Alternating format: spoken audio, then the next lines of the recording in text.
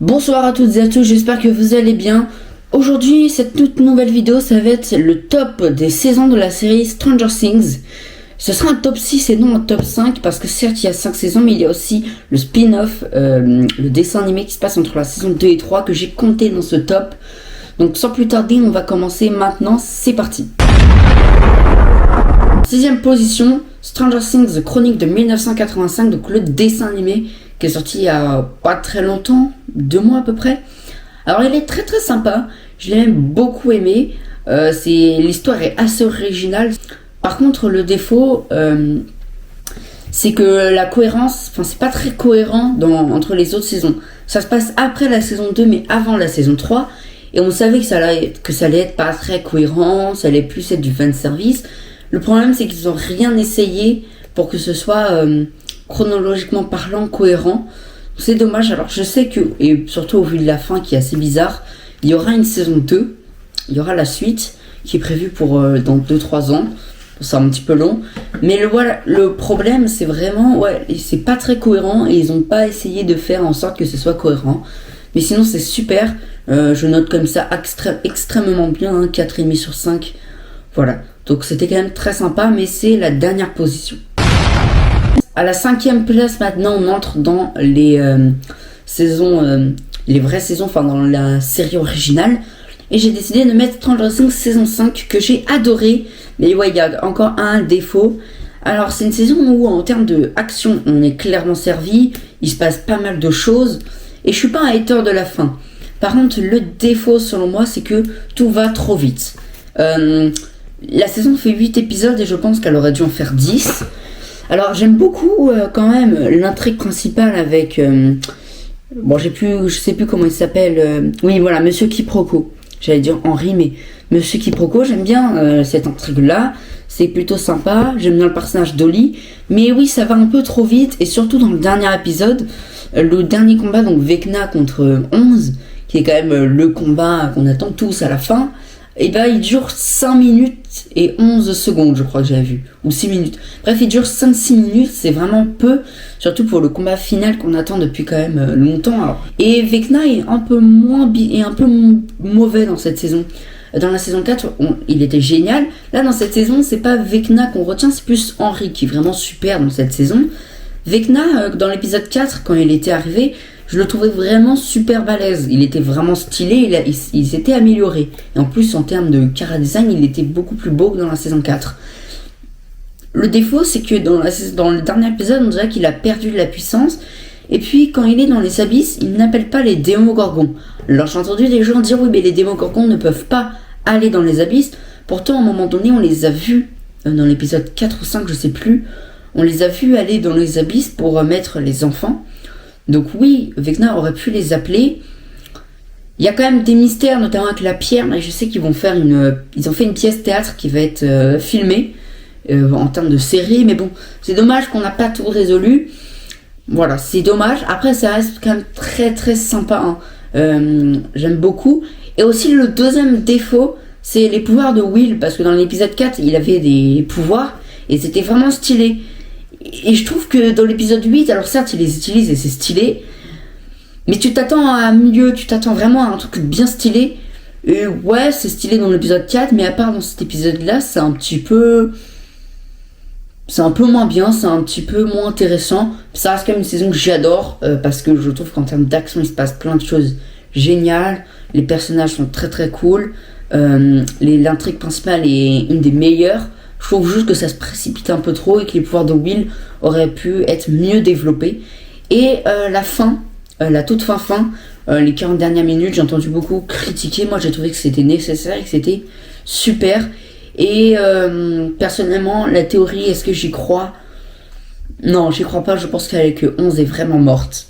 Après, n'hésitez pas à me dire en commentaire, vous, si vous pensez qu'elle est morte ou non.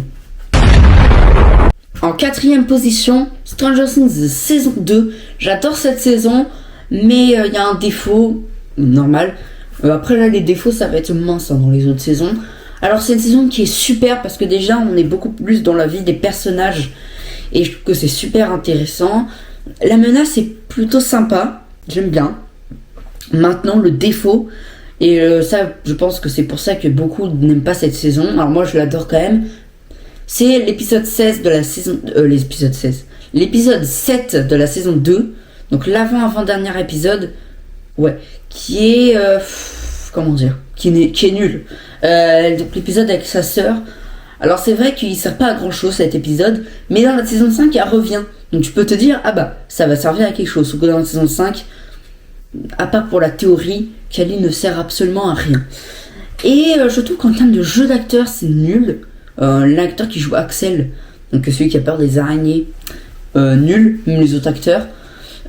Oui, c'est intéressant parce qu'on est sur le passé de 11, mais on l'avait déjà eu avant. Et même, ok, ça pourrait être intéressant, mais ça pourrait être mieux fait et ça pourrait servir à quelque chose. Je trouve que ça, on va dire, ça casse un peu le rythme. Parce qu'à la fin de l'épisode 6, il me semble, c'était au moment où les Demo Dogs sortaient du monde à l'envers, il me semble, si je m'en souviens bien. Et là, tu passes sur donc tu passes d'un épisode où à la fin il se passe quelque chose de dingue, un épisode où il se passe des choses, mais tu t'en fous un peu. Donc c'est quand même une excellente saison, j'adore cette saison. Là, on passe pour moi dans les saisons à 4,9 sur 5, c'est précis. Ça reste une excellente saison. Enfin, je trouve juste un petit peu dommage. Ouais, je trouve juste c'est un peu dommage le fait d'avoir fait un épisode qui au final ne sert à rien et casse un peu le rythme. Alors là, on arrive à la 3e position et j'ai énormément hésité à la mettre en 2e. C'est la saison que je vais mettre en 3e, donc là, et en 2e. C'est vraiment des saisons, un coup ça va être l'autre qui est devant. Donc là vraiment, c'est difficile, mais en 3e position, je mets la saison 1 que j'ai beaucoup hésité à mettre en 2e. Et qu'encore aujourd'hui maintenant j'hésite un peu, mais je mets quand même en 3e. C'est la saison 1, donc l'original. Je pensais que c'était la saison que j'aimais le moins quand j'ai commencé la série. Ça avait l'air d'être un peu moins d'action, moins intéressant, et pourtant j'ai adoré. Déjà en termes de scénario, je trouve que c'est la meilleure. C'est la meilleure. C'est la plus belle scénaristiquement. Je trouve que l'histoire est vraiment sympa. J'aime bien parce qu'ils sont intéressants. C'est intéressant les personnages. Alors ils sont tous intéressants, mais là je trouve que c'est encore plus intéressant.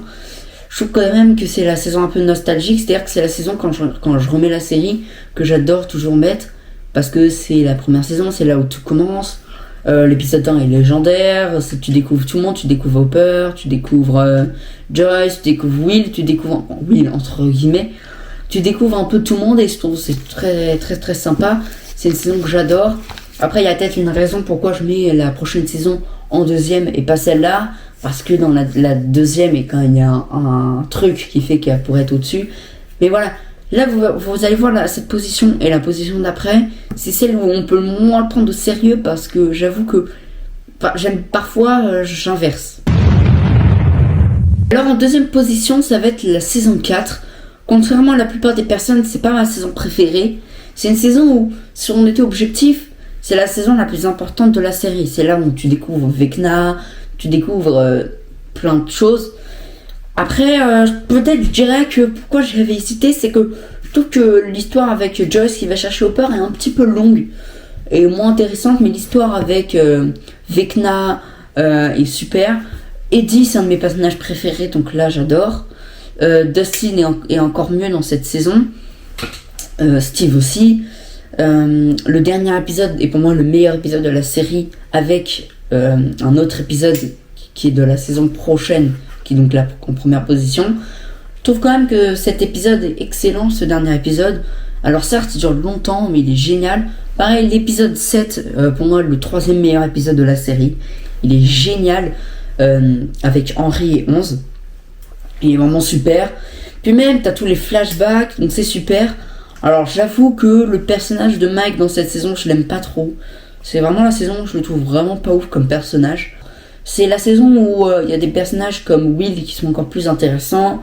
Il y a des personnages mieux développés. Et je trouve que l'histoire la plus intéressante... Parce que vous savez, dans Stranger Things, tu suis plusieurs histoires. Tu suis l'histoire, bon là dans la saison 4 avec Mike, Jonathan, Will. Tu suis l'histoire avec 11. Tu suis l'histoire avec tout ce qui est Dustin. Je trouve la plus intéressante, c'est celle avec Max, Dustin et celle avec 11. Mais celle de Max et Dustin, je l'aime beaucoup. C'est la saison où aussi Max est devenu l'un de mes personnages préférés. Parce qu'avant, je l'aimais bien. Mais bon, Voilà. Et dans la saison 4 et 5 aussi, dans la saison 5 aussi, c'est vraiment les 2 saisons où j'ai commencé à l'adorer ce personnage. Donc voilà, très très bonne saison. Voilà, là, clairement 5 étoiles sans hésiter. Et donc à la première position, la saison que je préfère, vous l'aurez probablement compris, c'est Stranger Things saison 3, donc qui est ma saison favorite. Alors c'est vrai qu'au tout début, les premiers épisodes, c'est bien, mais c'est peut-être un peu long. Mais franchement, excellente saison. C'est aussi une saison où je trouve on apprend à aussi développer 11, le personnage de 11, et encore plus... Enfin, c'est la saison où elle commence à vraiment s'affirmer, et c'est sympa. C'est aussi la saison où y a des personnages comme Will qui deviennent un peu plus intéressants en scénario, mais c'est aussi le duo entre Dustin et Steve. Alors, j'allais dire qu'ils se forment, non parce qu'il était déjà dans la saison 2, mais c'est vraiment là où on commence à les adorer ensemble parce qu'ils sont super comme duo. C'est aussi la saison où, au final, la fin pourrait être la fin. En fait, la fin de l'épisode 8, qui est mon épisode préféré. Le dernier épisode, le saison 3, épisode 8, mon épisode favori. À la fin, tu pourrais te dire, bah oui, c'est le dernier épisode. Et ça ne m'aurait pas étonné. Parce que la fin est vraiment triste. Et d'ailleurs, le fait que Hopper soit vivant dans la saison 4, c'est peut-être un petit défaut parce que c'était vraiment touchant. Le fait que dans la saison 3, il meurt. Et puis avec la scène de la lettre est très touchante. Bref, c'est vraiment une saison où elle est super. Et la fin est très très triste avec la lettre.